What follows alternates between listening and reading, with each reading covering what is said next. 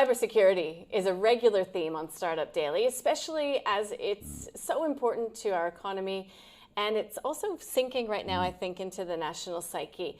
But about 95% of small businesses have yet to even think about, yet alone address the problem of cyber risk. So we've got Susie Jones here with us. She's co-founder and CEO of Cinch Security. It runs cyber fitness programs that smaller companies can tap into, and she joins us on Skype now to share her insights.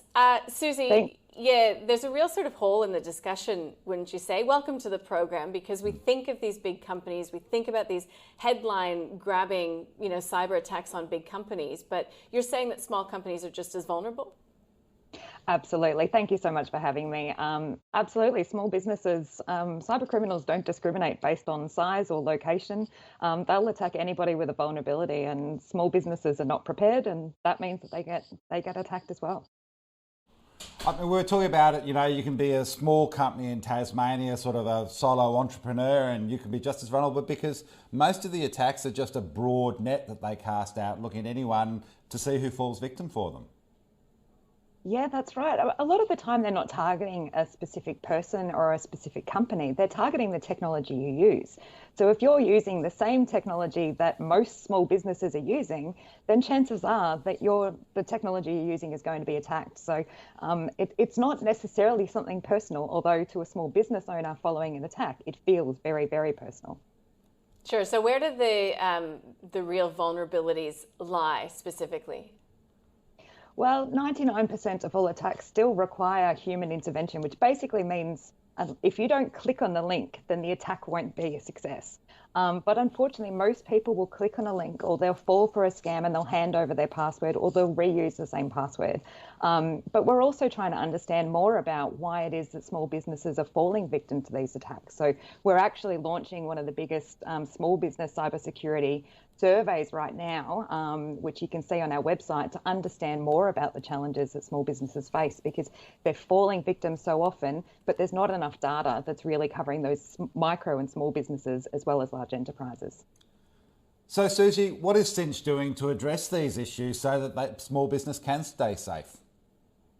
Yeah, us at Cinch, we've spent the last 18 months building long-term memberships to help micro and small businesses gain a tailored program specifically for their business that gives them everything that they need. So we give them policy templates, actions that take less than 5 minutes at a time, because small businesses never have enough time to do anything. And they can purchase those memberships either monthly or annually. But we're also developing shorter term programs to help small businesses get started. So we're running cyber bootcamp programs that last 6 weeks.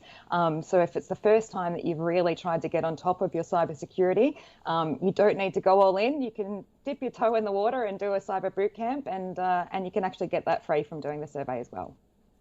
Is technology sort of some giant umbrella that sort of protects us from this stuff, or is it an eternal vigilance? I just know that some of the banking scams are getting more and more sophisticated and look more and more realistic, and you have to be very careful not to click on something that you think was personally sent to you. Yeah, absolutely. Every technology comes with risk. That's the reality. But the reason why we at Cinch talk about building cyber fitness is because there's an element of continuous improvement over time. You don't need to invest thousands and thousands of dollars all at once. Obviously, the big banks do millions and millions, but as a small business, it's not realistic. So we talk about making small incremental steps gradually over time.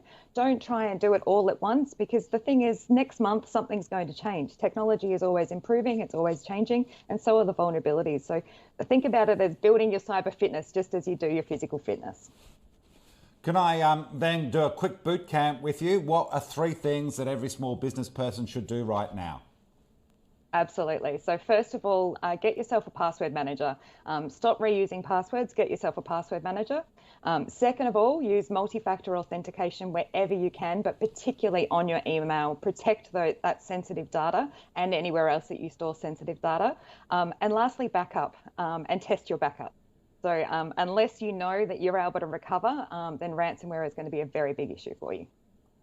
And the reaction from small businesses that you work with at Cinch, have they, looked to have protected themselves already? Give us an example. Yeah, absolutely. So we worked late last year. We worked with an online jewelry e-commerce business just before they launched. They knew that obviously relying on their business being completely online, that cybersecurity was going to be a big deal. So they actually went through our cyber bootcamp program to make sure that they had everything right before they even launched their business. And it was really fantastic to work with somebody who spent their whole life as a jeweler in the arts and crafts world.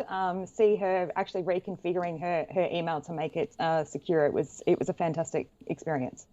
Upskilling, that's what we all need to do, don't we, in this day and age, and not take anything for granted as well. Susie, thank you for joining us. Really appreciate it. Thanks for having me.